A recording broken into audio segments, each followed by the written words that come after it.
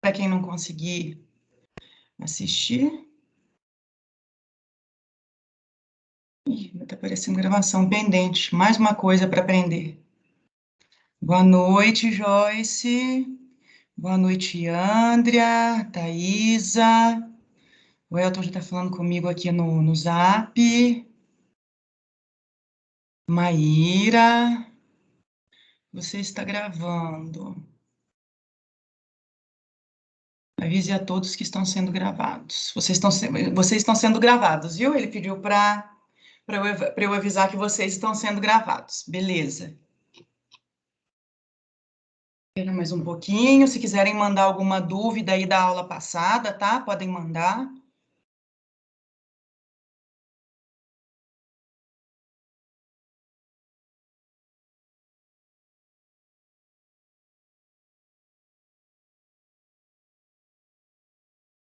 E eu vou puxar aqui a minha apresentação para começar a compartilhar.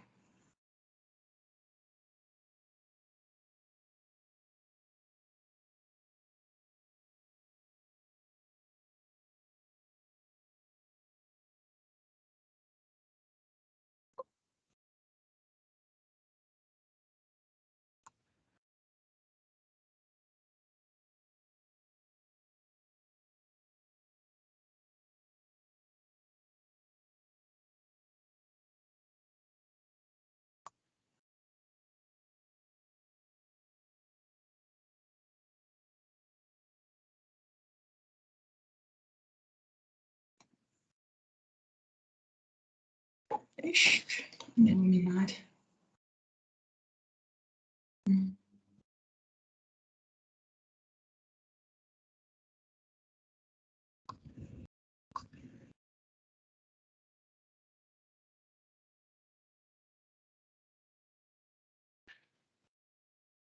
Estão vendo a apresentação?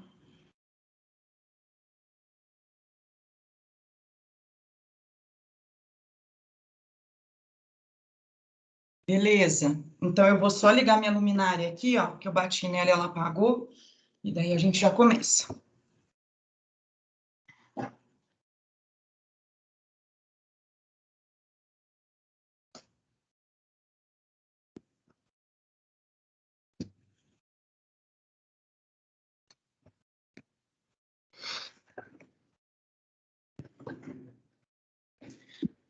Bom, então vamos lá, pessoal.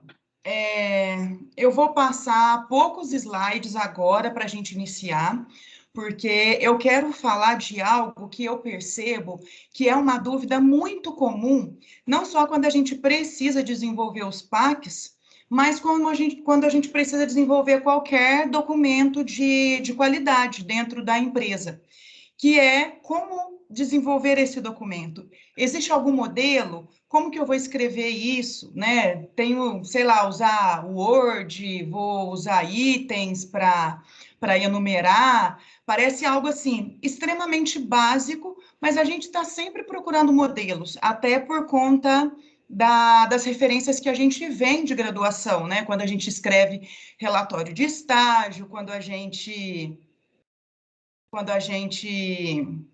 vamos ver, o Elton estava mandando alguma coisa aí. Quando a gente vai defender um TCC, a gente tem modelos a seguir, né? Então, eu acho que nós já estamos condicionados a procurar por modelos para termos ideias de como desenvolver esses documentos. Então, eu quero muito tirar essa dúvida de vocês aqui, tá? Então, eu trouxe alguns slides iniciais para a gente falar sobre BPF, sobre PPHO e APPCC, que são os 3 documentos básicos que a empresa tem que ter desenvolvido e implantado para começar a dizer, então, que tem um programa de autocontrole, né? Nós vimos isso na aula passada. Elton, o que você ia falar aí? Eu quero ler agora. Tem alguma coisa errada aí? Meu rosto está dando sombra, né, por conta da luminária. Não sei se fica melhor sem. Eu prefiro sem. Eu odeio essa luz de LED, ela me dá dor de cabeça. Qualquer coisa vocês falam aí, desliguei. Então, eu vou apresentar isso de forma geral, como nós podemos desenvolver esses documentos base, e depois a gente parte, então, para a avaliação de um modelo que eu trago de PAC, que é totalmente pessoal também, que foi o PAC 11, né, que venceu na enquete que eu fiz no meu Instagram. Então, a primeira coisa que eu quero dizer para vocês é, não existe modelo para esses documentos. Aliás, não existe nem exigência de que o PAC seja escrito, né? Disse que ele deve ser desenvolvido, e desenvolver pode ser considerado desenvolver na prática, em loco, né? No ambiente industrial, chão de fábrica, mas não existe nenhuma exigência assim para falar que deve existir um manual PAC. Não existe isso, tá? Mas o que acontece é que, como nós somos fiscalizados, e os nossos documentos são auditados, tanto pelos fiscais, como também se a gente for chamar uma empresa certificadora, né, para conseguir alguma certificação e sermos auditados, torna-se interessante, sim, que a gente tenha a descrição desses programas, porque essa descrição se torna referências, tanto para a gente ser auditado, como também para a gente trabalhar, né, como para nós nos guiarmos e termos essa referência teórica escrita ali, para depois tirar e levar para a prática, tá? Mas então, assim, se já não existe um modelo de BPF, se já não existe um modelo de PPHO, de PAC, muito menos. Então, eu quero que vocês, quando forem desenvolver, sintam-se muito livres com relação a isso. E a Denise fez um comentário na aula passada, que eu também tenho conversado, assim, nos bastidores muito com ela, e encontrei muitas informações a respeito, que cada fiscal pede o documento de uma forma, né? E, na verdade, é interessante conversar com eles antes da gente desenvolver, para saber se eles têm alguma preferência, e isso evita um trabalho dobrado, né? Caso a gente aí resolva adotar um modelo próprio, e eles estão acostumados a trabalhar com modelos específicos, que pelo menos estão ali na cabeça deles, né? Então, sempre antes de começar, conversem com os fiscais, perguntem se eles têm alguma preferência de modelo, e se tiverem, aí vocês seguem, se não tiverem, vocês podem se sentir livres. Por que eu digo isso? Porque eu gosto muito desse conjunto aqui, desse sistema de conjuntos que eu desenvolvi para poder explicar os PACs, que traz, então, essa tríade, essa base dos programas de autocontrole, que são as BPFs, a PPCC e PPHO. Estes são pré-requisitos para a gente iniciar a ter um programa de autocontrole. E aí, o que a Circular 175 trouxe foi a exigência de monitoramento e verificação, porque se a gente não olha para o processo, monitorar parte do princípio que a gente está olhando para aquele processo, né? No mínimo, a gente está fazendo uma avaliação visual. Então, se a gente não olha, como nós vamos poder dizer que nós estamos monitorando, né? Que a gente tem controle do processo? Aí a gente quebra a definição de programas de autocontrole. Então, nós precisamos olhar para esse processo, né? Monitorar, para dizer que nós temos controle do que está acontecendo na nossa linha de produção. E aí precisa de uma pessoa superior, com mais responsabilidades dentro da empresa, que entenda mais dos elementos de inspeção, para poder fazer a verificação, né? Que é confirmar que aquilo que foi anotado no documento de monitoramento realmente bate com a realidade encontrada dentro da área industrial. Então, é isso que o PAC traz de novo. Então, o que eu digo aqui para vocês? Que, basicamente, hoje, os profissionais da área desenvolvem os programas de autocontrole de duas formas. Uma muito comum que vocês vão encontrar por aí é desenvolver esse programa na forma de um POP, né? Ele tem ali detalhado a sequência dos procedimentos para tratar, para controlar e verificar cada um dos elementos de inspeção. E aí, ou eles podem ser arquivados como documentos separados, ou eles são colocados em um mesmo documento do Word em sequência, tá? Então, aí vai ter lá PAC 1, PAC 2, PAC 3, PAC 4, e aí eles chamam de PAC 1, PAC 2, PAC 3, de acordo com a sequência, com a ordem de apresentação desses PACs nas legislações. Então, inicialmente, a gente tinha uma ordem de acordo com a 175, porque aquela parte de manutenção, ela era quebrada em sanitários, em ventilação, iluminação, águas residuais e calibração e aferição de instrumentos de controle de processo. Então, a gente pegou manutenção e quebrou em vários PACs. Quando vem a norma interna número 1, ela vai e junta isso tudo em um mesmo PAC de manutenção. Então, percebam que algo que é um detalhe, que eu particularmente vejo como um detalhe, resultaria em uma necessidade de atualização do documento, né? Para poder bater o que a gente chama de PAC 1 e de PAC 2 com o que está escrito na legislação.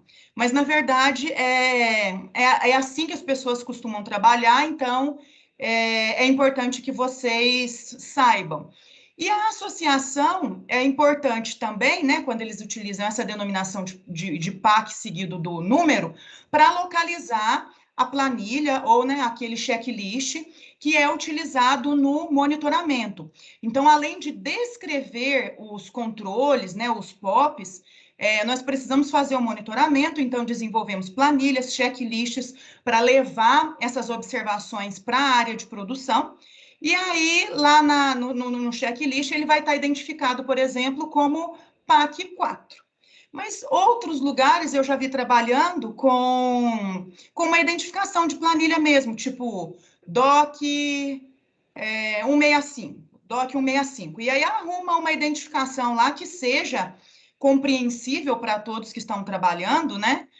Ou coloca no anexo do próprio documento mesmo e faz referência à página. Não existe regra para isso. Justamente por não existir modelo, não existe regra. E aí, existe um outro modelo que é já desenvolver um manual da qualidade maior, né? Naqueles casos em que a empresa está começando do zero e ela não tem nem um manual de boas práticas desenvolvido, imagina a gente ter que desenvolver um manual de boas práticas e depois acrescentar a descrição dos PACs aí, é praticamente uma coisa sobrepondo a outra. É claro que os PACs têm mais detalhes comparado ao que a gente conhece de BPF hoje em dia, mas muitas coisas da BPF são repetidas no PAC. Então, é um trabalho que, vamos, né, combinar, é um trabalho desnecessário. Então, o que eu faço normalmente nesses casos é desenvolver do zero um manual que aí eu não chamo nem de BPF, eu chamo de manual da qualidade, e aí eu faço descrevo as boas práticas como uma introdução de cada item, né? Numero por questão de organizar o documento, né? Facilitar na busca, porque normalmente são documentos grandes. Então, se a gente colocar ali um sumário, tudo isso facilita na busca, tanto nossa quanto dos fiscais. Então, numero esses elementos de inspeção em 1, 2, 3, normalmente seguindo as legislações vigentes também, não por questão de fazer essa associação de PAC 1, PAC 2, mas, na verdade, para eu não esquecer nenhum elemento, né? Eu vou seguindo as legislações para eu ter certeza de que eu não estou esquecendo nenhum elemento.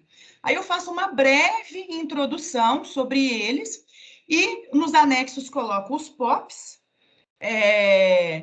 coloco as informações específicas dos PACs, né?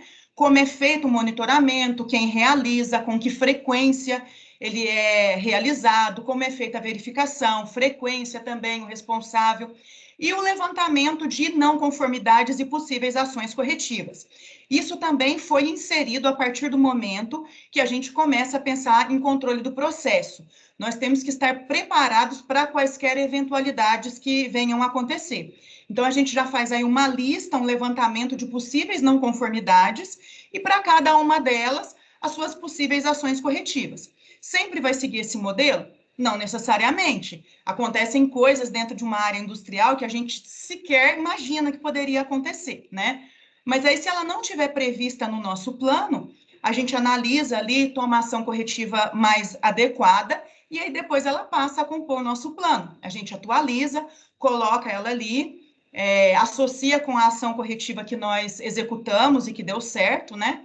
E ela passa a fazer parte do nosso plano, Então, fica assim um grande manual da qualidade, e aí eu deixo separado o PPHO e o APPCC, que apesar de serem PACs, são programas que Até então, o Ministério da Agricultura abordava de forma separada.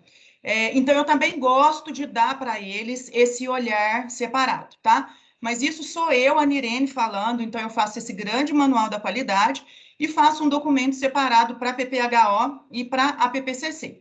A Denise já faz tudo no mesmo documento agora. Ela disse que fazia separado e que aí já montou tudo no mesmo documento a partir da publicação da norma interna 1, que aí reforça, né, que a PPHO é o PAC 4, o APPCC não lembro que PAC que ele é, mas eles estão lá dentro do programa de autocontrole e não tem problema nenhum também. Ela já foi auditada assim, fiscal não questionou a forma de apresentação do documento dela, porque, na verdade, o que é importante é a informação que esse documento contém, o quanto essa informação é fiel com a realidade, né, com o que está sendo aplicado na área industrial, e o quanto o monitoramento e a verificação realmente acontecem e são eficientes. Então, como não tem essa exigência, é muito mais válido aquilo que realmente acontece do que aquilo que está descrito, tá bom? Mas eu acho importante que, para esclarecer essa dúvida tão comum, que vocês saibam que existem essas duas formas de apresentação e que, tudo bem, as duas estão corretas. Pô, gente, mas eu tô com o mouse aqui que dá vontade de chorar. Ele toda hora desconecta o Bluetooth. Passou o slide, gente?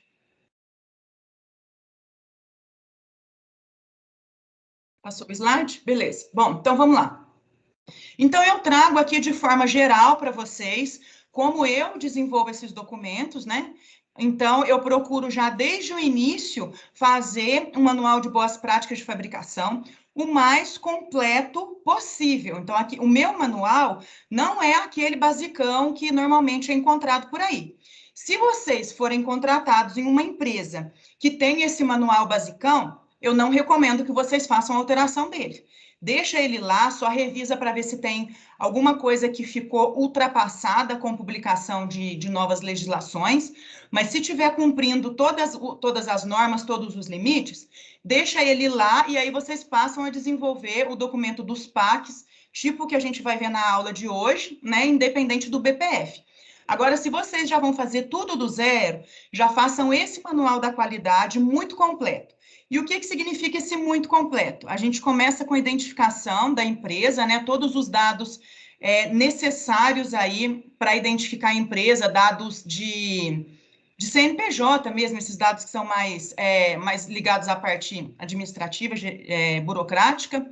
Relação da produção é muito importante, né? Quais são os produtos que nós temos, quais são as espécies que nós abatemos, quais são os derivados que nós processamos, se nós somos, por exemplo, um laticínios, quais são os nossos fornecedores, quais são as cooperativas. Todo esse relacionamento aqui no início do documento é bastante importante. E aí eu venho com uma descrição das boas práticas e torno esse BPE, esse manual mais completo, esse manual da qualidade, utilizando todos os elementos de inspeção que os PACs trazem, tá? Então, ao invés da gente usar só aqueles 8 que eu citei na aula passada, que são apresentados na portaria 368 de 97 do MAPA, a gente já vai e usa são quantos? Agora 18, né? Os 18 elementos de inspeção que a gente tem como sugestão de controle, né, a partir dos programas de autocontrole. E não gosto, vocês podem discordar de mim aqui também, tá? Não gosto de revisão de literatura em manual de boas práticas de fabricação. Até porque não é o que está escrito na legislação. Sempre fala que esses documentos devem ser objetivos. Então, a gente vai falar o que a gente faz para produzir alimentos inócuos e seguros. Não precisa ficar fazendo uma revisão de literatura, porque normalmente quem tem acesso aos documentos já são pessoas da área. Então, é um gerente de qualidade, é um responsável técnico, são os próprios fiscais do Ministério, que são médicos veterinários. Então, não precisa ficar falando ali o que é risco, o que é contaminação, o que é micro-organismo, e eu já peguei manual assim, não mexi também. Não mexi, ele estava lá, não tinha nada de errado nele, então eu deixei ele arquivado e comecei a desenvolver o meu trabalho a partir daí, né? Não é TCC, né, Maíra? Não, não me tem como orientadora mais, né, Maíra? Para poder ficar corrigindo aí as revisões de literatura. Então, de forma objetiva, eu faço a apresentação desses elementos de inspeção. Gosto muito também de colocar nesse manual a planta baixa, porque aí a gente já pode checar algumas coisas que são exigências. Vou dar um exemplo para vocês de abatedouro frigorífico, né, que é o que eu mais sei, que foi o que eu mais trabalhei, mas os currais, no caso de abatedouros de bovinos, eles têm que estar localizados a uma distância mínima de 80 metros da entrada da área de abate, ou seja, da seringa, né, que leva o bovino para o box de atordoamento. Então, quando a gente apresenta uma planta baixa, a gente já consegue fazer a associação de alguns parâmetros que nós temos que estabelecer para esses elementos com o que está apresentado na planta. Seria esses 80 metros aí de distanciamento do curral, seria um local de armazenamento de resíduo. Vamos supor que a nossa empresa esteja localizada em área municipal, num perímetro urbano, né? E aí a gente faz o uso do recolhimento de lixo da cidade, da prefeitura. E ele não passa todos os dias no nosso bairro. Então, a gente precisa ter um galpão aí fechado para evitar a atração de pragas, né? Para poder armazenar esse lixo de um dia para o outro, até que o serviço de recolhimento da prefeitura passe. E esse galpão também não pode ser próximo da área de produção. Não pode ser próximo justamente porque, por mais que ele seja isolado, fechado, existe o risco de atração de pragas, sim, porque ele acumula ali todo um resíduo da produção de alimentos, resíduos domésticos da parte de escritório, da parte de refeitório, e por conta de movimentação de ventos também. A preocupação é muito que, em casos de ventos, essas áreas sujas não levem contaminação para dentro do ambiente produtivo, tá? Então, por isso que eu gosto muito de colocar a planta baixa, e quando eu vou na parte aí de instalações e edificações, eu faço referência à planta baixa. Layout de equipamentos também é bem legal a gente colocar, porque contaminação cruzada é uma realidade na indústria de alimentos. Então, a gente apresenta que nós distribuímos equipamentos de forma que matéria-prima não entre em contato com o produto acabado. E isso aqui, ó, planta baixa, a gente pega que a empresa tem, tá? Eu não sei fazer planta baixa, mas as empresas têm isso, então eu uso aqui, elas têm mesmo.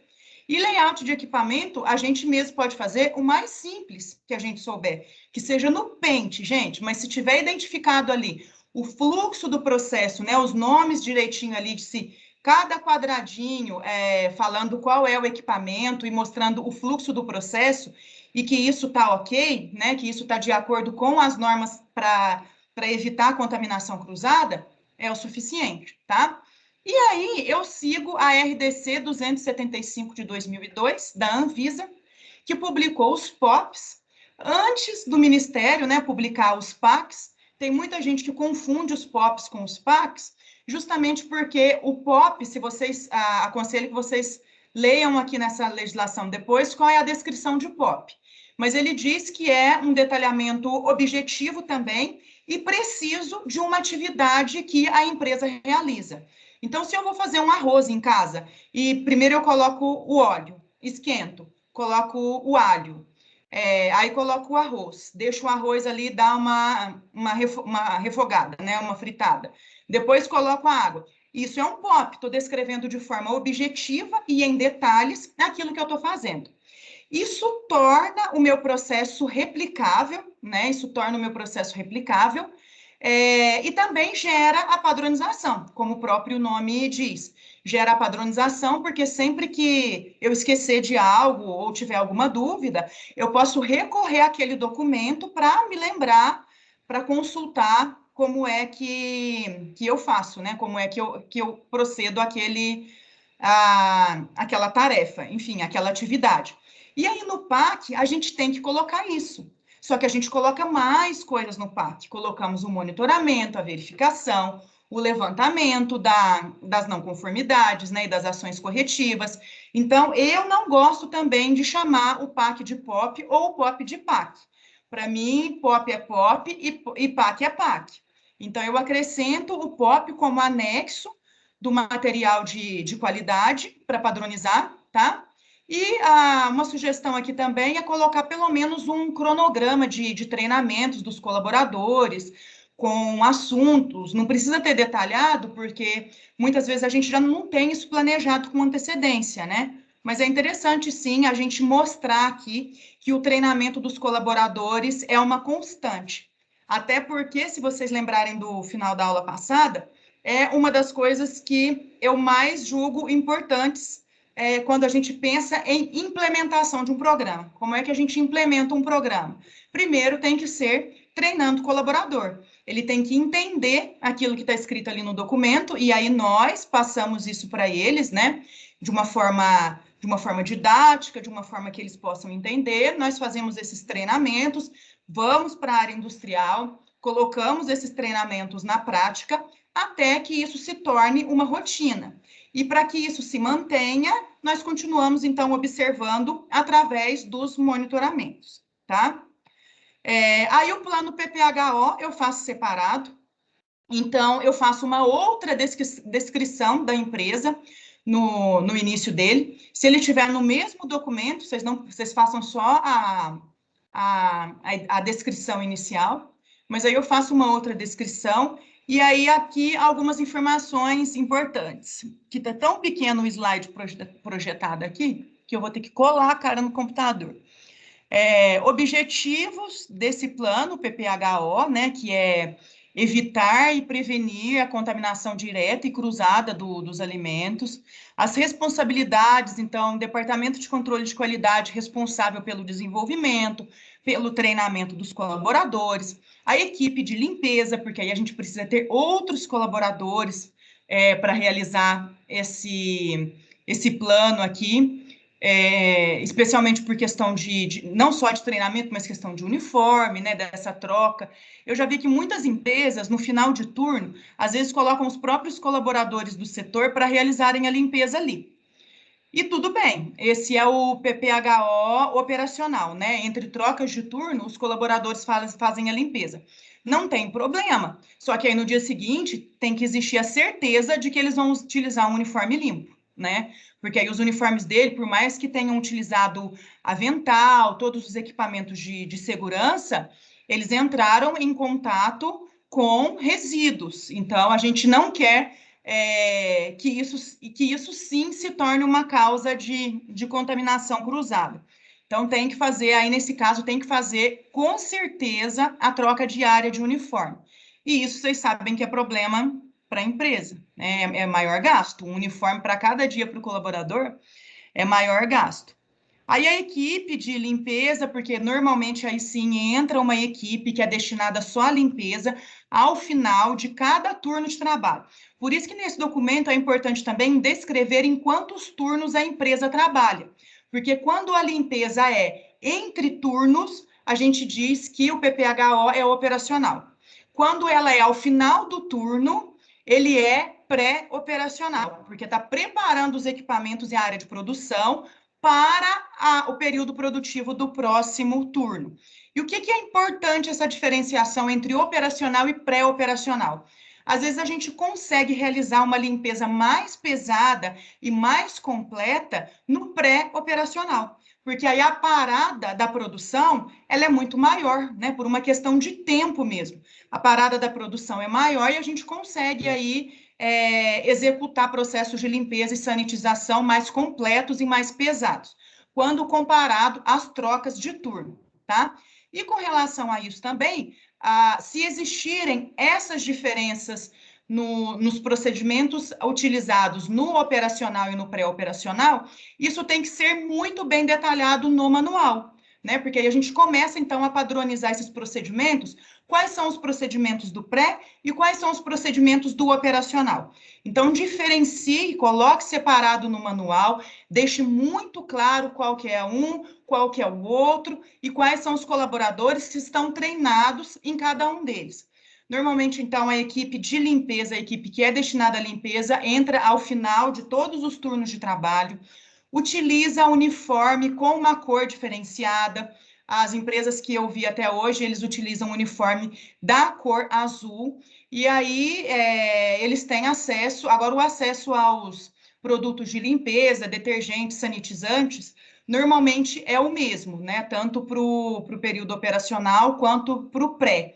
E aí façam a descrição também, cite o nome desses produtos aqui, coloque anexo ao PPHO a autorização de uso de produto, porque aí, nesse caso, nós só podemos utilizar produtos aprovados pelo Ministério da Saúde, tá? Então, sempre antes de selecionar um fornecedor de detergente e de sanitizante para a indústria de alimentos, peça a ele a autorização de uso de produto e mantenha isso arquivado, porque isso é documento auditável, tá?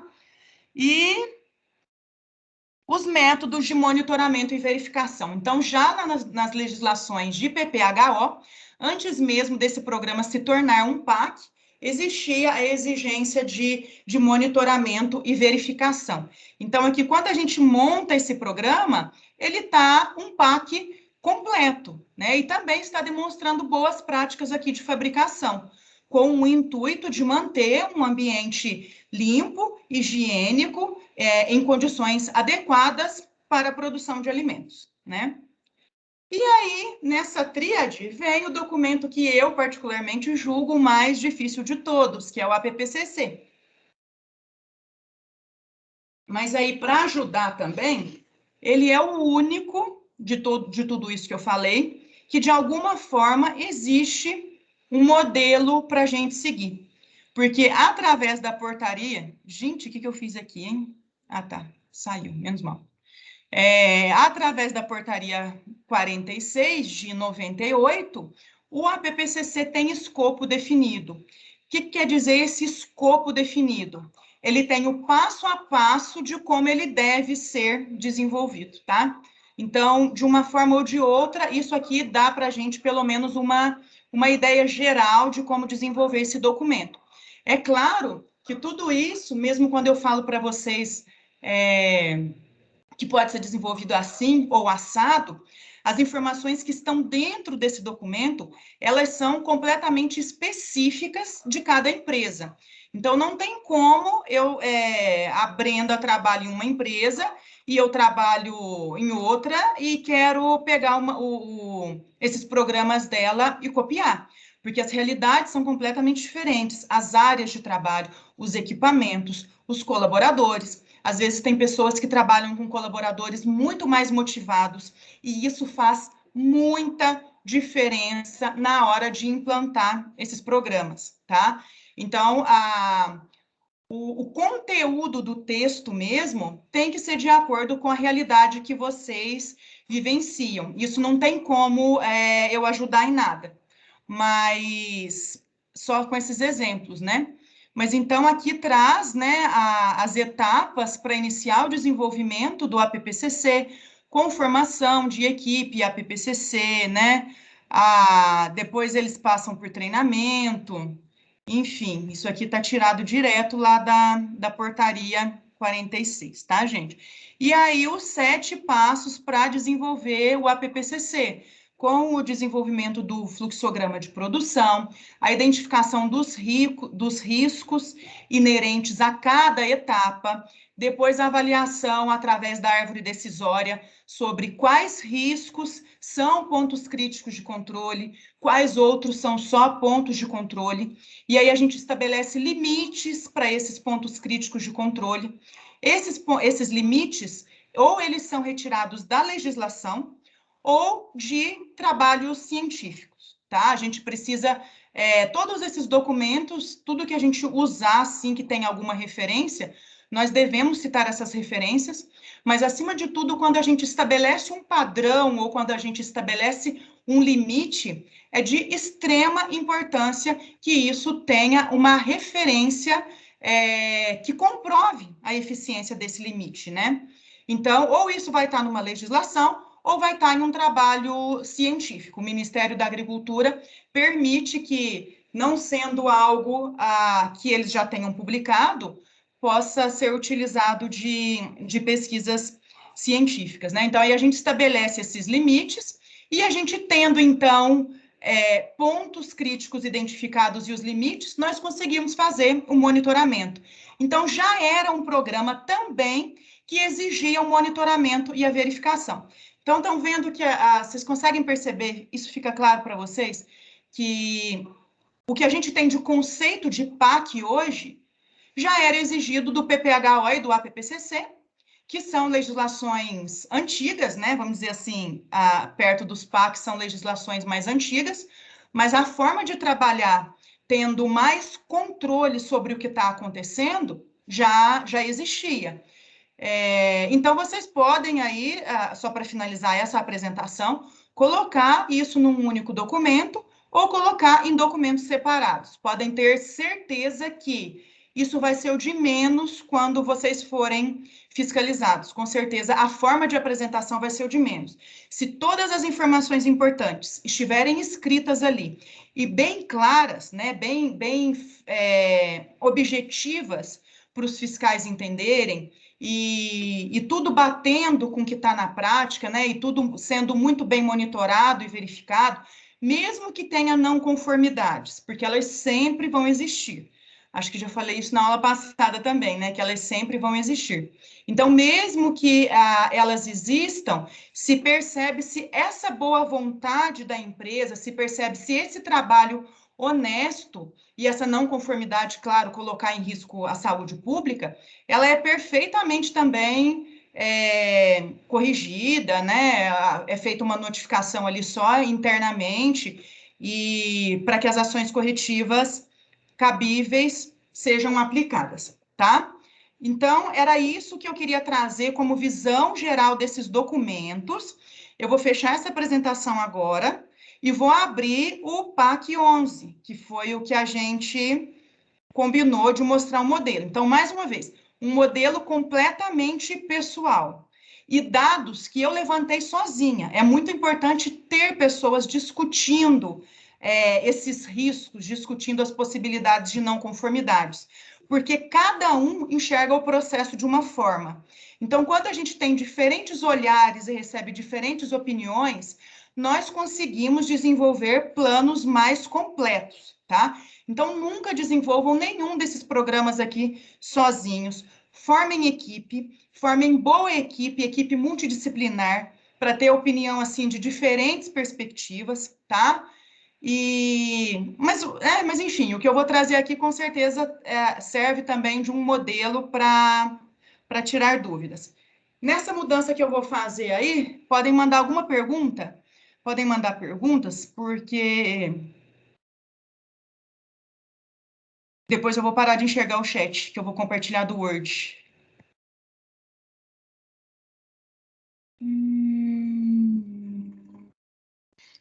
Quer escrever alguma coisa?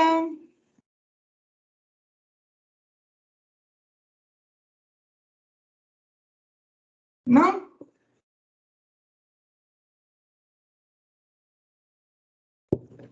Então tá bom. Então eu vou compartilhar o Word. Elton, você tá aí? Que eu vou parar de enxergar o chat e eu vou pedir para você me mandar no WhatsApp se meu Word tá direitinho. Ó, Maíra, os PACs, eles são feitos uma vez só, se bem feitos, né? E aí eles devem ser atualizados, no mínimo, anualmente.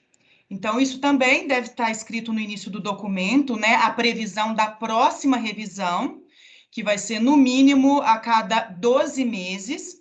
Mas, se nesse meio tempo for publicada alguma regulamentação que muda algum limite de processo, aí a gente precisa fazer essa atualização, essa adequação. ou se algo dentro da empresa é alterado, como um equipamento é trocado, uma equipe de trabalho é substituída, alterações que forem feitas também internamente à empresa requerem atualizações do PAC. Então, essas atualizações podem ser mais ou menos frequentes, né, de acordo com a realidade da empresa, certo? E se atingir também os objetivos, né, como eu falei de melhoria contínua na aula passada, se a gente chegar em um patamar onde percebemos que objetivos foram conseguidos, a gente tem sempre que melhorar. Então, a gente pode fazer a atualização desse programa para conseguir objetivos ainda maiores, né, para produzir alimentos ainda melhores. Então, assim, existem essas justificativas, mas, no mínimo, atualização anual, tá? Deixa eu ver aqui agora. Deixa eu ver se meu manual está aberto aqui. Que eu não quero compartilhar tela infinita, sabe? Não dá um problema? Oxi, vamos lá. Vamos lá. Deixa eu voltar aqui. Imagina as ordens. Ah, não, mentira, fiz coisa errada. Compartilhar janela, eu acho que é isso. Janela do Microsoft Word. Vamos lá. Sumiu aqui para mim, nem me vejo mais e não vejo o chat. Então, Elton, estou esperando você no WhatsApp. Foi, beleza. Então, vamos lá. Então, eu trago para vocês aqui o modelo do PAC 11, que é controle de formulação de produto e combate à fraude. Primeira coisa, claro que vocês vão criar um cabeçalho aqui que tenha a logo da empresa, que tenha informações como endereço, telefone, o nome fantasia, para poder identificar e padronizar cada documento. Eu trago ele branquinho aqui porque é só o nosso exemplo, né? Segunda coisa, combate à fraude. Se vocês estiverem inicialmente desenvolvendo os PACs para cumprir essas exigências que nós temos hoje e para serem fiscalizados pelo Ministério da Agricultura, ok, eu acho válido vocês colocarem o combate à fraude aqui, junto do documento de controle de formulação. Porém, quando vocês tiverem mais tempo e as coisas andando mais corretamente na área industrial, o meu conselho é desenvolvam um programa de food fraud, tá? Porque aí a gente pode, desenvolvendo programas paralelos, a gente pode também controlar muito mais elementos, muito mais fatores que não entram necessariamente só aqui, né? Por exemplo, eu fiz o curso, né? Eu tenho curso de FSSC 22000, e é uma certificação que exige que a empresa tenha programas de food fraud e food defense. Então, imaginem, você está pensando aqui em controle de formulação de produto, você pensa em fraude, mas você não pensa que um colaborador insatisfeito pode gerar uma contaminação intencional no seu produto para prejudicar o nome da empresa? Tá faltando alguma coisa aqui, vocês não acham? Tá faltando alguma coisa. Então, assim, eu que fiz esses treinamentos de mentalidade de risco e que já passei isso na indústria, eu já passei um caso de food defense no primeiro frigorífico que eu trabalhei. Colocaram uma lâmina no misturador de linguiça calabresa, uma lâmina que era do almoxarifado. Então, assim, é um caso claro de food defense, porque era uma lâmina que não deveria estar no ambiente de produção. Ela foi retirada de lá intencionalmente, jogada nesse misturador intencionalmente. Então, para mim, é claro que está tudo em constante evolução, não é uma crítica, tá? Não é uma crítica, assim, destrutiva ao programa. É uma observação mesmo de que, como a norma interna já trouxe algumas evoluções com relação à Circular 175, eu acredito que logo vai ter a exigência aí também de um programa de food defense. Então, se vocês puderem, já desenvolvam os dois, tá? Aí ele não vai aparecer aqui. Ele vai ser um PAC, sim, porque ele vai ser monitorado, ele vai ser verificado, ele vai ter a descrição dele, só que em um documento separado, que pode ser auditado no caso de uma certificação, muito mais completo, muito mais detalhado, tá? Então, eu trago aqui no início data de elaboração desse documento, a próxima revisão, aí, ó, juntando com a pergunta da Maíra, a próxima revisão, pelo menos, né, inicialmente a gente estima que seja para daqui 12 meses, quem foi o responsável por elaborar e quem aprovou, tá? Normalmente essa aprovação aqui tem que vir da alta direção. A alta direção sempre tem que estar comprometida com o desenvolvimento dos planos, porque se não estiver, a gente não consegue executar nada, tá? Aí a gente traz os objetivos, que vão ser específicos também para cada um desses planos.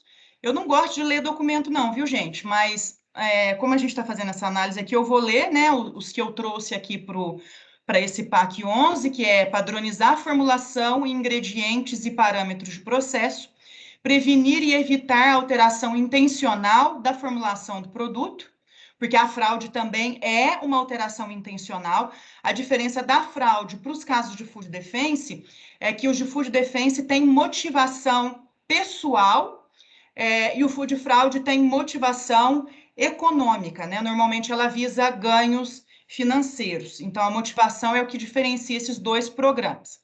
E esse documento também serve para, tem como objetivo, orientar a conduta dos manipuladores de alimentos. Esses meus objetivos aqui estão fechados, eles são os corretos para sempre e nada muda isso? Não, eu escrevi esses objetivos sozinha. Então, se a gente tivesse a oportunidade de desenvolver esse documento aqui juntos agora, com certeza eu receberia outras opiniões aqui que deixariam não só os objetivos, como outros itens ainda mais completos e verdadeiros, né? Quando a gente pensa no processo. O Elton mandou aqui, foi e apareceu. Bom, as responsabilidades, é sempre muito importante a gente chamar as pessoas à responsabilidade. Então, é responsabilidade do Departamento de Controle de Qualidade elaborar, implantar, monitorar, verificar e treinar os manipuladores de alimentos no Programa de Controle de Formulação e Combate à Fraude.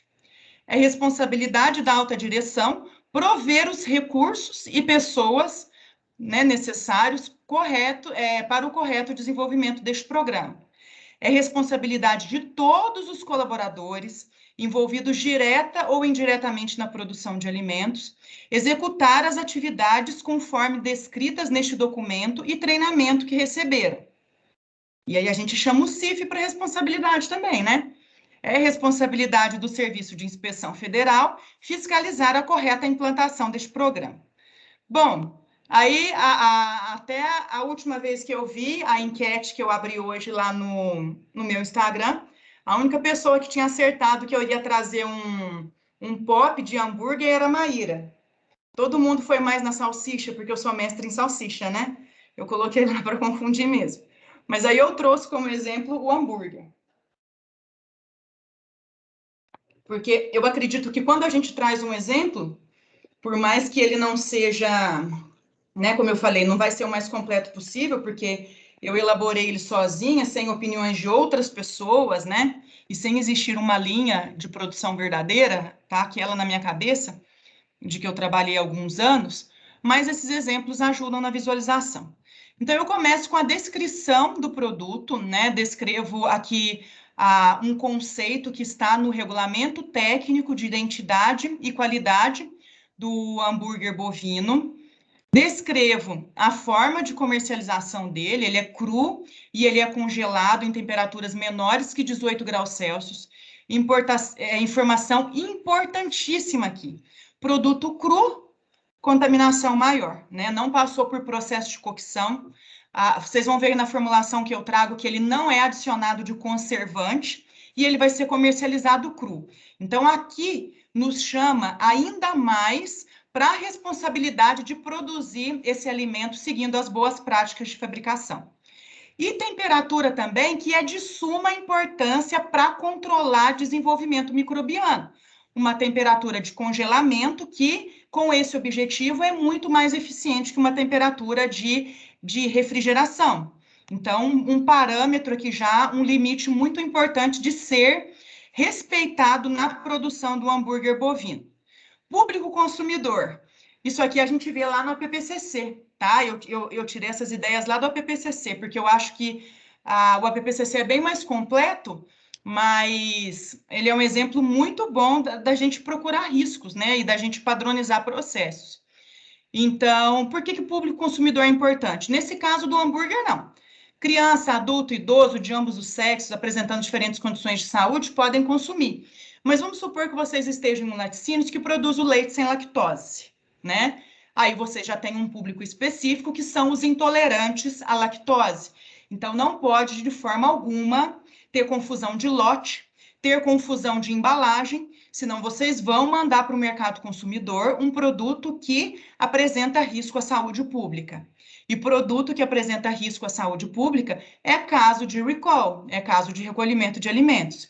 E aí fica feio para a empresa, tá? Então, é importante a gente pensar quem vai consumir, né? Fazer o levantamento dessas possibilidades e de como vai consumir, né? O uso pretendido. Então, o hambúrguer, no caso, ele vai ser consumido após cocção. Então, isso é bacana, ele vai passar por processo de cozimento, vai ser submetido a elevadas temperaturas de fritura, cozimento ou grelha, e isso já reduz contaminação microbiana. Pode ser consumido puro, em refeições ou em sanduíches. Só para fazer um paralelo aqui também, para vocês enxergarem a importância do uso pretendido, eu fiz um APPCC de carne bovina in natura, né? Não passou por processamento, que é vendida resfriada ou congelada. E a carne bovina é uma carne que normalmente é consumida mal passada. Aliás, os grandes entendedores de churrasco até dizem que é a forma correta de consumir a carne bovina, né? A forma gastronômica correta de comer ela mal passada. Então, quando a gente pensa que um produto nosso vai ser comido assim, praticamente cru, e essa é uma informação muito importante, porque aqui também a gente tem que tomar muito mais cuidado com os riscos de contaminação, porque se ela passar a integrar o nosso alimento, ela chega até o nosso consumidor, que consome essa carne mal passada, tá? Então, outra informação importante aqui. Aí no item 4, eu já trago o POP, né? Trago o procedimento operacional padronizado para a produção desse hambúrguer dentro da minha empresa aqui, tá? Então, o que eu trouxe aqui nessa tabela? Aí, uma forma também que eu gosto de apresentar formulações, mas também não é uma regra, eu trago aqui os ingredientes, todos eles, as suas respectivas quantidades, todas as quantidades confrontadas com o regulamento técnico do produto, para a gente não descumprir legislação. Trago a descrição também dos materiais, porque se a gente tem um colaborador novo na empresa e ele vai passar por treinamento de integração, não só com relação às boas práticas de fabricação, mas também com relação às atividades que ele vai desenvolver, ele tem que saber quais são os equipamentos que ele precisa utilizar, né? Os materiais e o que está à disposição dele. E aí, aqui à direita, eu trago a sequência das operações, né, detalhadas, que é isso que é o conceito de um POP. Então, recepção da carne bovina e toucinho do setor da desossa. Porque aqui nesse meu exemplo é um abatedouro frigorífico. Então tem o abate, claro, e tem a parte de industrialização. Então, realizaram o abate lá, fizeram a desossa e enviaram a carne e o toucinho para a gente lá no setor de indústria. Aí, moagem, em seguida vai ser feita a moagem da carne em disco de 3 milímetros e o toucinho em disco de 5 milímetros. Poderia até colocar mais detalhes aqui, do tipo marca do moedor, sem problema.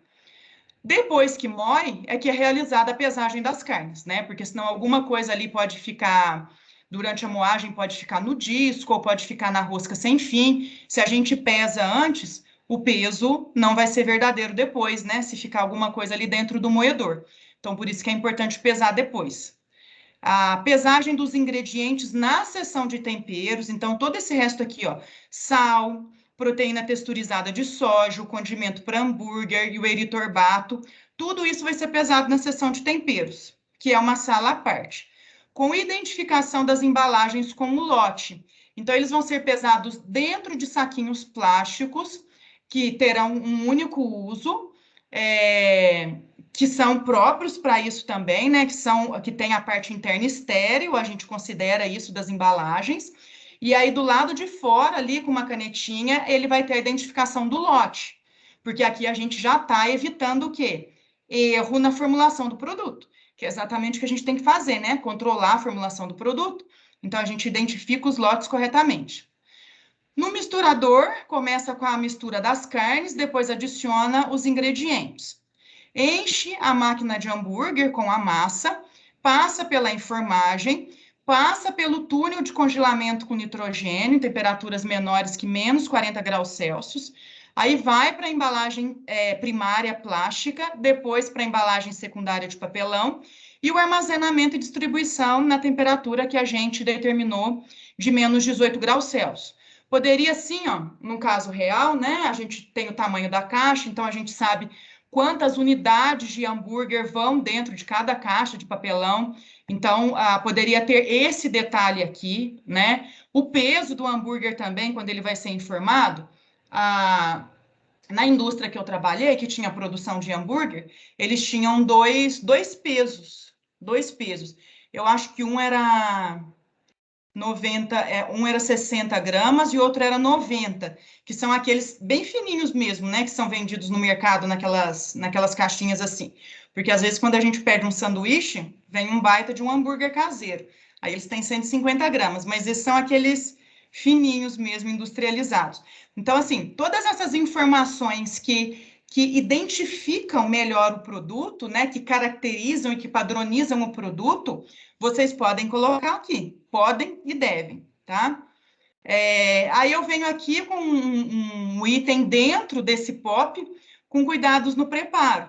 Verificar as condições higiênico-sanitárias dos equipamentos e utensílios a serem utilizados, porque aqui, além de fazer o monitoramento e verificação do PPHO, a gente também chama os nossos colaboradores que trabalham na linha de produção de hambúrguer, a gente chama eles para a responsabilidade de também observarem a limpeza e higiene do ambiente, dos equipamentos e de utensílios.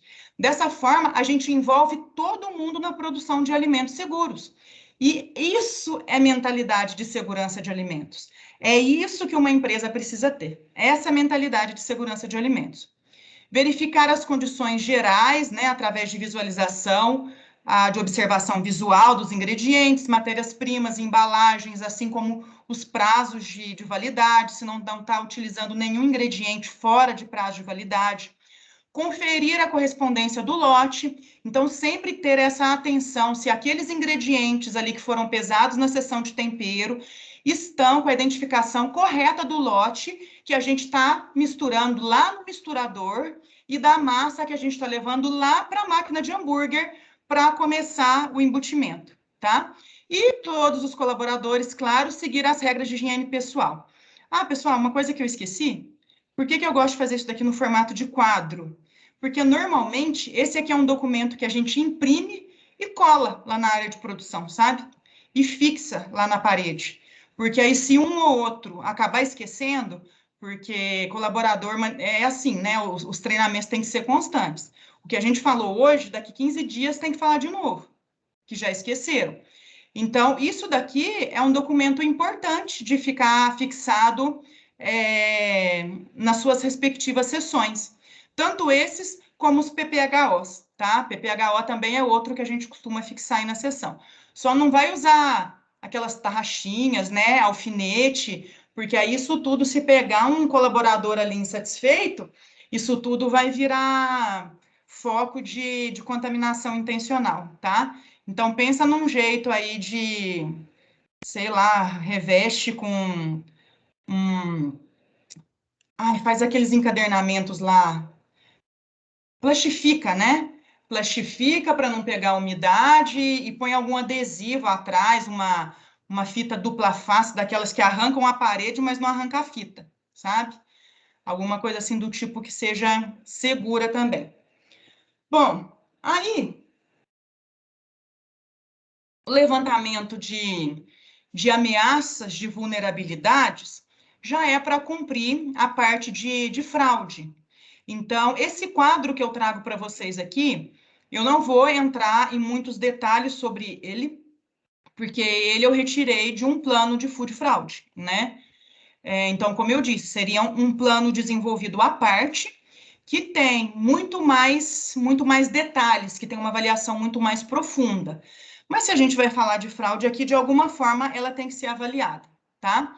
Então, a vulnerabilidade, a fraude, ela pode ser analisada a partir da montagem de uma tabela como essa daqui, quando a gente coloca os produtos, né, os ingredientes que entram na formulação desse nosso hambúrguer, porque a gente acredita que na linha de produção não vai acontecer fraude. O que seria uma fraude na linha de produção de hambúrguer? A própria empresa trocar carne bovina por carne de cavalo, né? Cavalo velho, cavalo que é mais barato.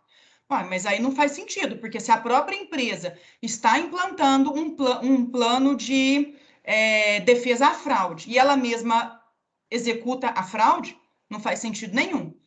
Seria só para inglês ver, né? Então, a gente coloca aquilo que nós poderíamos receber como fraude dos nossos fornecedores, e é por isso que é importante também ter o de Food Defense, porque é o que pode acontecer ali dentro na linha de produção, né? Funcionário insatisfeito. Então, eu trouxe como exemplo a proteína texturizada de soja, é um ingrediente que a gente utiliza na formulação desse hambúrguer. O fornecedor é nacional, a empresa é aqui, ó, XY. O elemento que é utilizado para fraudar essa proteína é a própria fibra da soja. E como que eles fazem isso, né? Como que acontece essa fraude aqui, através dessa descrição? Realizam uma mistura da fibra à proteína, para poder aumentar volume, né? Aumentar rendimento e vender fibra a preço de proteína. Aí vem aqui esses números, né? Da facilidade de fraudar, facilidade em detectar a fraude e histórico de fraudes, que a gente vai colocar uma pontuação de 1, 2 ou 3 em cada um deles, tá? E aí, no final, a gente multiplica esses valores para ter um resultado. Então, facilidade de fraudar. Eu coloquei 3, que é a máxima, ou seja, a facilidade de cometer essa fraude aqui é muito alta, porque é muito fácil para quem já produz a proteína de soja ter acesso à fibra e fazer essa mistura, tá? Então, eu coloquei que é muito alta. A facilidade em detectar a fraude. A facilidade é fácil, né? Aí, aqui não é muito... as palavras aqui não são baixas e altas, como nesse primeiro. Mas é uma fraude fácil de se detectar.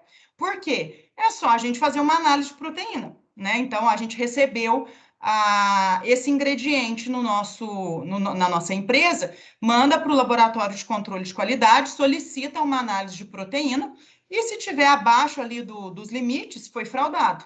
Então, é muito fácil detectar essa fraude.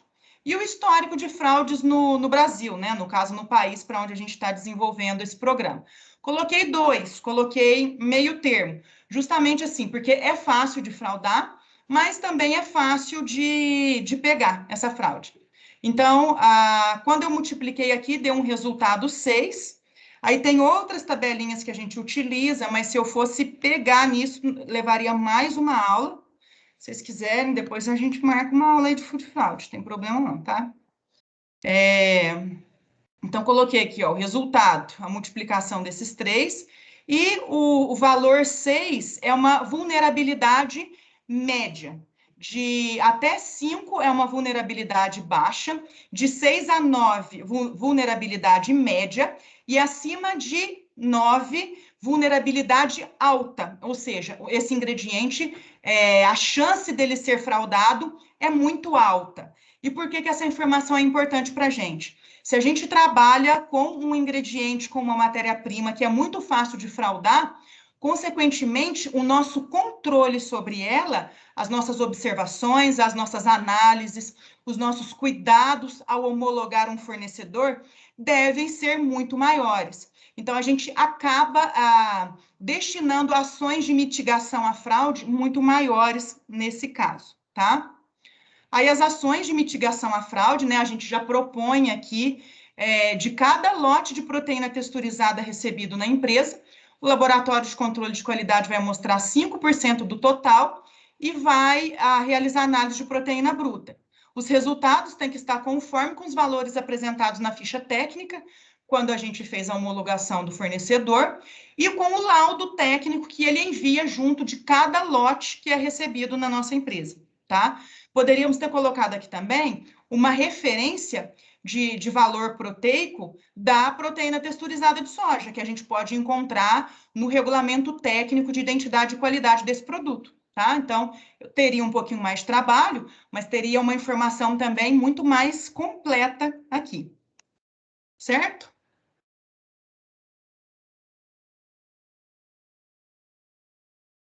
Bom, aí a gente tem que vir agora para a descrição daquilo que os PACs passaram a exigir de todos os elementos de inspeção, o monitoramento e a verificação.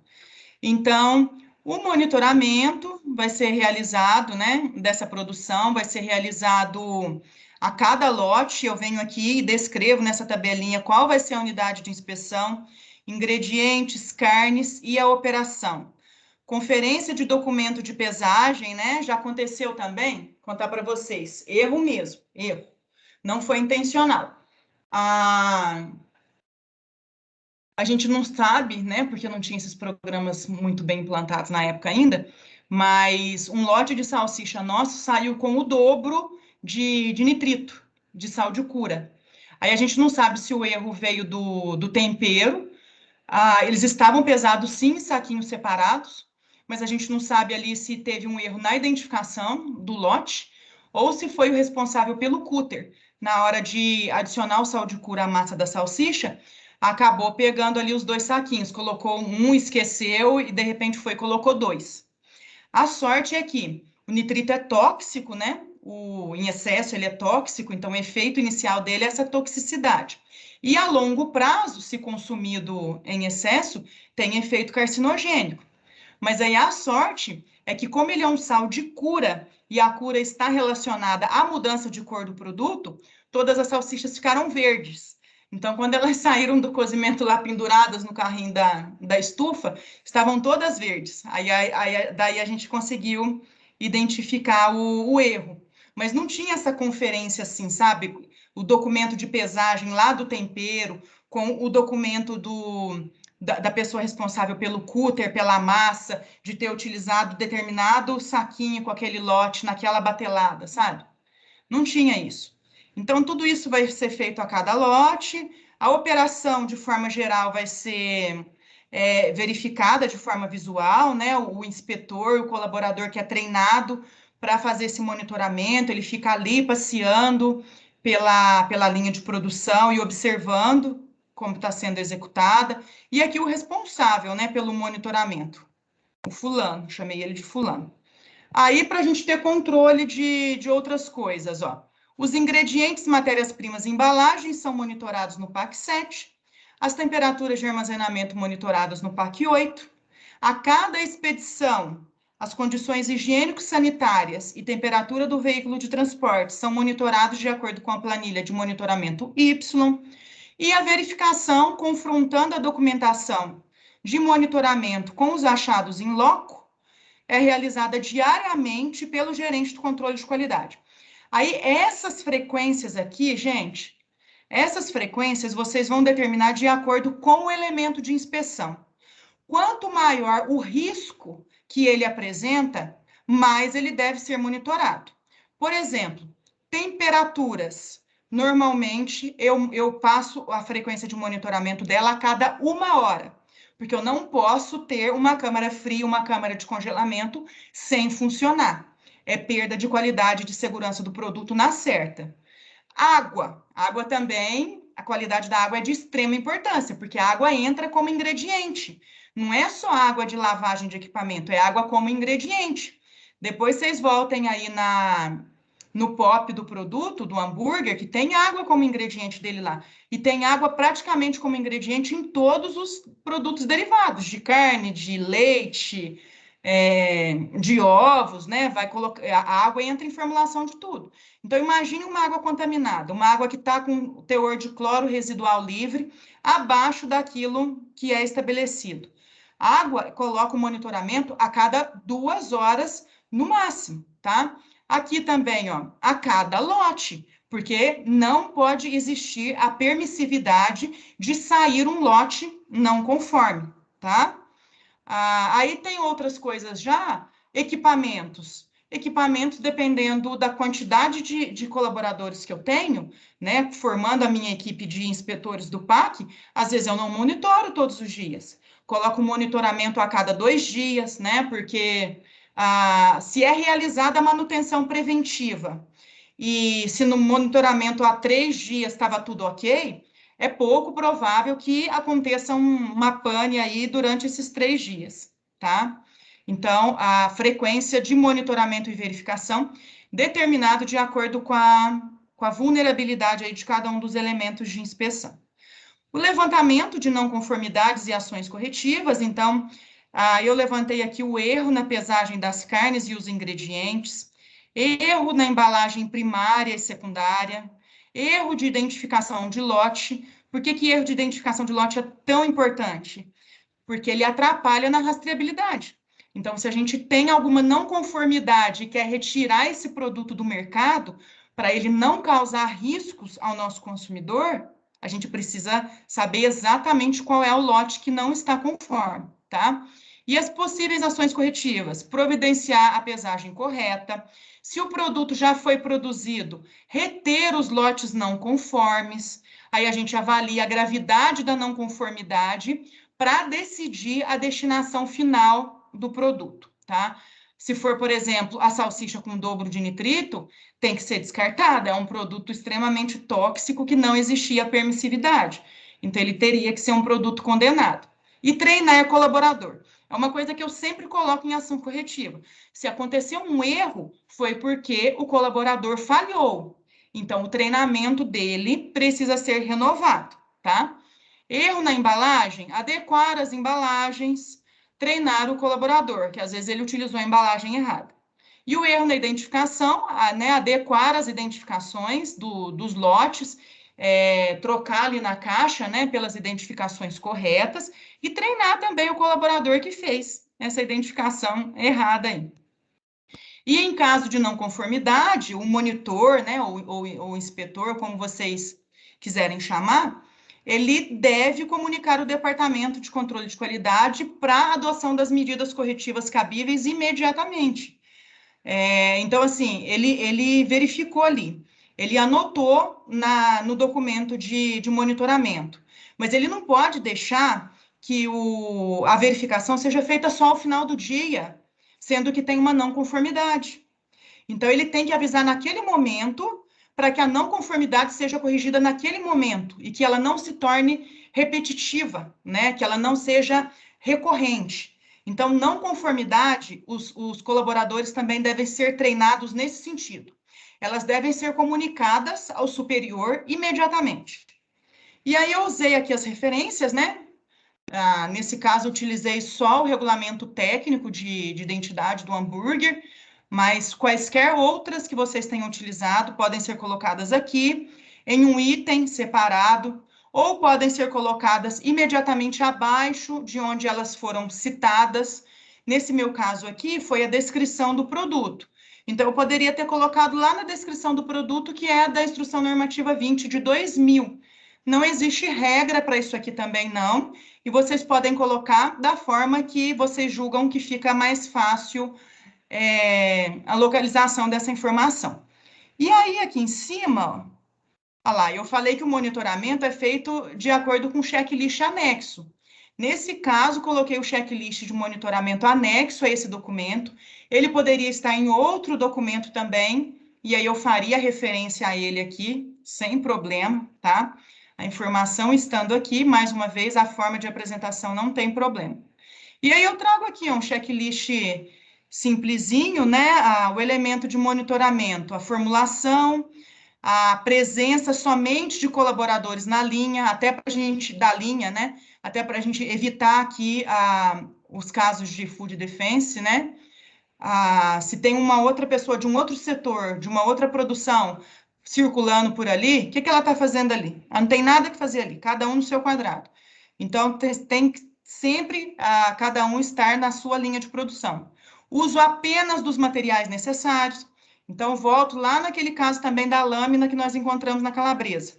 Era uma lâmina que não estava relacionada entre os materiais utilizados para a produção de calabresa. Ela era do almoxarifado, então ela também não tinha nada que está ali.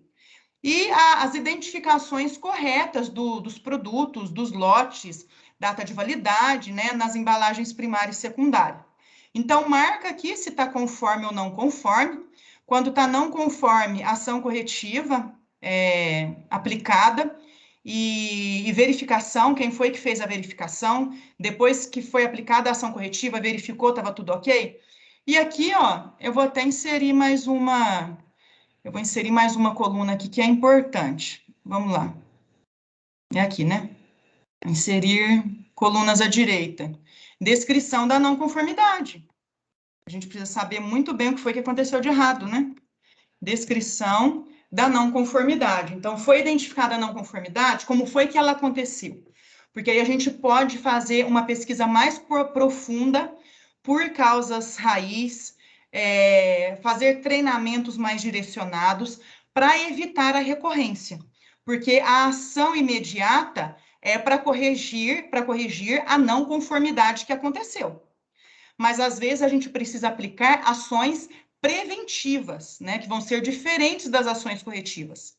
Ações preventivas para evitar a recorrência dessa não conformidade, tá? Então, por isso que é importante a gente descrever, a gente saber exatamente o que foi que aconteceu, beleza? Então, este aqui, ó, já fomos para 1h20 de novo. Eu gosto de falar, né? Esse aqui é o exemplo que eu trouxe para vocês. Parei de compartilhar? Me diz aí. Ó, tem umas perguntas aqui, ó, legal. Legal. Então, esse foi o exemplo que eu trouxe para vocês. Eu vou subir aqui nas perguntas, vamos ver.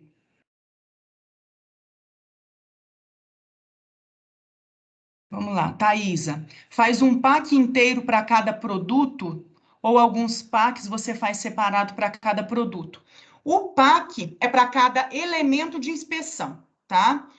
Então, daqueles elementos que a gente viu na aula passada lá, água de abastecimento, manutenção, controle integrado de pragas. Se você controla pragas, você controla para todo o ambiente da empresa. Não é só quando você está produzindo hambúrguer, não é só quando você está abatendo bovino, né? Então, o PAC, esse documento, como eu mostrei aqui, ele é para cada elemento de inspeção. O exemplo que eu trouxe, que é o PAC 11, de controle de formulação, que é para produto, certo? Então, controle de formulação é para produto. Aí, como o plano APPCC, ele tem que ser feito um para cada produto, sim, porque os riscos são diferentes. A vulnerabilidade é diferente. Imagina, eu trouxe aqui um exemplo de fraude em proteína texturizada de soja, que eu considerei que tenha um histórico médio aqui no Brasil. Imagina se a gente está trabalhando com leite. Se nós somos um laticínio e recebemos leite. É o alimento mais fraudado que existe, né? Então, a nossa probabilidade, a nossa vulnerabilidade é muito maior, tá? Então, por conta dessas especificidades, quando a gente fala desse PAC de controle de formulação, tem que ser desenvolvido um para cada produto. Mas o checklist de monitoramento pode ser o mesmo. Não sei se vocês repararam, mas eu fiz um checklist de monitoramento bem geral, né? Eu não coloquei nenhuma informação ali, eu coloquei formulação, fidelidade à formulação. Mas isso vale para qualquer produto. Naquele momento que a pessoa está fazendo o monitoramento, o que ela precisa é conhecer a formulação do produto. né? Então, se eu sou a gerente de qualidade dessa empresa e eu sei que naquele dia, e eu tenho que saber, que naquele dia vão ser produzidos tais e tais produtos, eu já vou e imprimo ali, entrego para ela a formulação de cada um desses produtos, entrego para o meu inspetor a formulação de cada um dos produtos. Porque na hora que ele for fazer a correção, o monitoramento, ele está com aquele documento ali atrás da folha de monitoramento. Então, ele pode checar se tem realmente, sei lá, 2 quilos de PTS, 50 litros de água, aí ele checa se está tudo certinho, tá? Como descarta os produtos de fraude? Depende, cada caso é um caso. Nem sempre precisa ser descartado, né? Vamos supor que seja algum elemento que a gente consiga separar. Se for algo metálico, né? Se for inserido algo metálico. E aí a gente passa por um separador de metais, a gente não precisa descartar. Agora, se for esse caso aí de adição de água no leite, no caso das salsichas verdes, é graxaria, né? Aí eu tô falando de um caso de um abatedouro frigorífico, então eles têm a seção de graxaria, a gente mandava para lá para ser incinerado, tá? Aí depende muito da estrutura da empresa. Se for caso de leite, normalmente vai para a estação de tratamento de efluente, tá? Caso de leite, vai para ET. O que mais que a gente pode pensar aí, em caso de fraude? O que mais que tem de caso de fraude?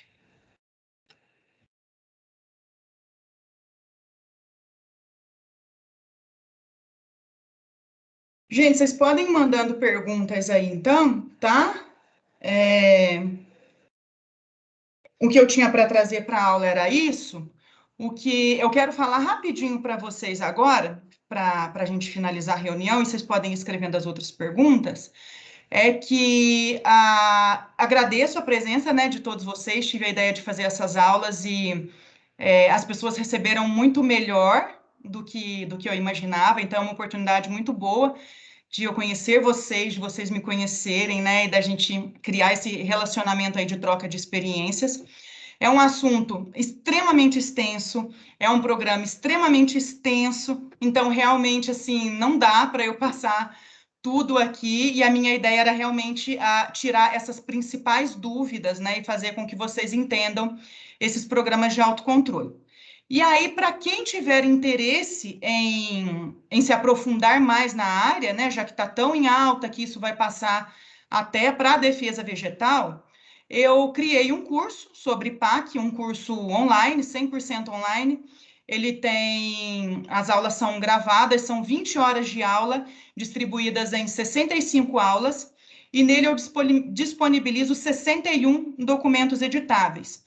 Documentos tipo esse aqui, que a gente acabou de abrir para fazer a análise do PAC 11. Então, eu trago documentos de todos os PACs, eu trago o modelo desse manual de qualidade, trago o modelo de APPCC, trago o modelo de PPHO, tá? Então, tem modelo de tudo, deixei editável para realmente ser útil para quem se inscrever no curso. E disponibilizo também todas as legislações para facilitar, né? Porque eu sei que existe uma dificuldade também na busca por legislações. Disponibilizo o material teórico, ele é menor, tá? Porque acho que a teoria não ajuda muito, prefiro essa aplicação prática de documentos. Mas disponibilizo o que eu julgo ser necessário de material teórico, e tem uma comunidade exclusiva no Facebook, onde entraram somente os alunos desse curso, para a gente trocar experiências e questionamentos sobre os programas de autocontrole, atualizações, né, legislações que vão continuar saindo aí na área. Como eu disse, a próxima que eu espero é o Food Defense. E terão ainda 10 sessões de mentoria ao vivo, assim como a gente está fazendo aqui agora, só que eu espero que com mais participação. Hoje, por exemplo, eu aprendi a liberar a câmera. Acho que ninguém ligou, né? Teria sido legal ver vocês aqui, mas hoje eu aprendi a liberar a câmera, então, nessas sessões de mentoria, eu tenho a intenção de passar atividades, mesmo aqueles que não estão na indústria, mas querem aprender a desenvolver os programas, eu passaria esses PACs para vocês desenvolverem, para irem treinando, colocando a mão na massa. E aqueles que já estão na indústria, que estão desenvolvendo os próprios PACs, e as dúvidas surgem constantemente, aí eu daria essa assistência mais direcionada ao que eles estão fazendo, né? Para tirar essas dúvidas. E o curso tem certificado, né? Claro, vai ter o certificado correspondente às 20 horas, tá? Então, quem tiver interesse, ele vai ser lançado segunda-feira. Então, a partir de segunda, ele já vai estar disponível para inscrições. Não vou deixar as inscrições muito tempo abertas, acho que é algo em torno de uma semana, justamente para fechar a turma e logo a gente começar com as mentorias, né? Para a gente fechar esse grupo de estudo. E amanhã, no meu Instagram, quem me segue lá, amanhã não, mentira. Até domingo no Instagram, eu vou fazer um sorteio de uma bolsa 100% e outra 50%. E aí vai ter aquelas regrinhas básicas lá, né, de curtir a publicação, de marcar os amigos, enfim, porque a minha intenção é realmente que vocês tenham a oportunidade de fazer esse curso, né, que gostem, que aprendam e que levem isso para frente, tá? Então, a partir de segunda-feira vai estar aberto, ok? Ele está na Hotmart, então a Hotmart dá a opção de pagamento à vista com desconto, de pagamento parcelado, né? Até 10 vezes, eu permiti lá que o pagamento seja até em 10 vezes, tudo assim com o objetivo de facilitar para quem tenha interesse, beleza? E o valor dele, ninguém perguntou aí, né? Ninguém teve curiosidade, mas ele tá, eu não sei ao certo, é algo assim de 790 à vista e 989 em 10 vezes. Se vocês procurarem curso de PAC com tudo isso que eu estou oferecendo, vocês vão achar pelo dobro do valor, mais que o dobro do valor. Eu vi cursos aí de 2.100 a 2.400. Então, assim, é um super preço mesmo para fechar a primeira turma e para a gente começar a formar aí essa comunidade forte em PAC que eu tenho interesse, tá? E o que mais eu queria falar? Acho que era isso. Vocês têm alguma dúvida? Participem lá do sorteio, hein? Acho que vou postar domingo de manhã e aí vou fazer a live de lançamento do curso na segunda noite. E aí, mais dúvidas? Gostaram do pack que eu trouxe? É um dos packs mais difíceis, viu? Eu acho que o APPCC é o documento mais difícil de desenvolver, mas dentre os elementos de inspeção, sem dúvida, esse de hoje e a rastreabilidade. Na verdade, sabe por que a rastreabilidade é difícil? Que foi um comentário. Obrigada, Thaisa. Fico muito feliz, viu? Obrigada, Brenda. Eu agradeço muito a presença de vocês. A rastreabilidade que a gente comentou com a Denise semana passada é porque muitas empresas não adquirem um software de rastreabilidade. Porque se tiver o software e souber trabalhar direitinho com ele, aí a gente fica muito mais fácil, né? Mas quando você precisa fazer isso na mão, organizando documentos, arquivando documentos e acessando esses documentos rapidamente, aí realmente fica um pouco mais difícil, tá? Mais alguma coisa? Não vão me pedir o PAC?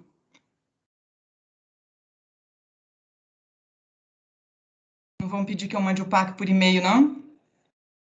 Eu vou mandar. Como eu sou muito boazinha e eu gosto muito de ajudar, eu vou mandar. Vou disponibilizar sim, tá? Amanhã eu mando o link da aula para vocês, porque agora já tá tarde, né? E aí eu mando esses slidezinhos que eu apresentei aqui e mando esse PAC, sem problema, do jeito que ele tá aqui. O Word e editável, que já serve como um bom modelo para vocês, tá bom? Então, mais nada sobre o curso também, nenhuma dúvida. E aí, nossos encontros seriam desse tipo aqui, tá? Online, mas com mais participação de vocês, né? Eu falando menos, com certeza. Imagina, gente, eu que agradeço. Fiquei muito feliz. Eu adoro dar aula. Adoro dar aula.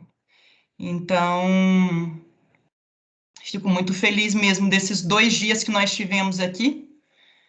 E aí. Ah, e lembrei, eu vou adicionar para a segunda versão desse curso os programas de Food Fraud e Food Defense. É que eles são maiores, né? Então, leva um pouquinho mais de tempo para serem desenvolvidos, mas para a versão 2 dele, o curso se chama Treinamento em Programas de Autocontrole do Zero à Verificação. Então, para a versão 2 desse curso, a gente vai ter o Food Fraud e o Food Defense, e aí quem estiver inscrito vai ter acesso, né? Porque eu vou dar um acesso maior também para essa primeira turma, um acesso aí de 2 anos. Então, quando eu colocar essa atualização lá, já vai ter acesso também ao Food Fraud e Food Defense. Beleza? Gente, obrigada então, viu? Fiquei super feliz.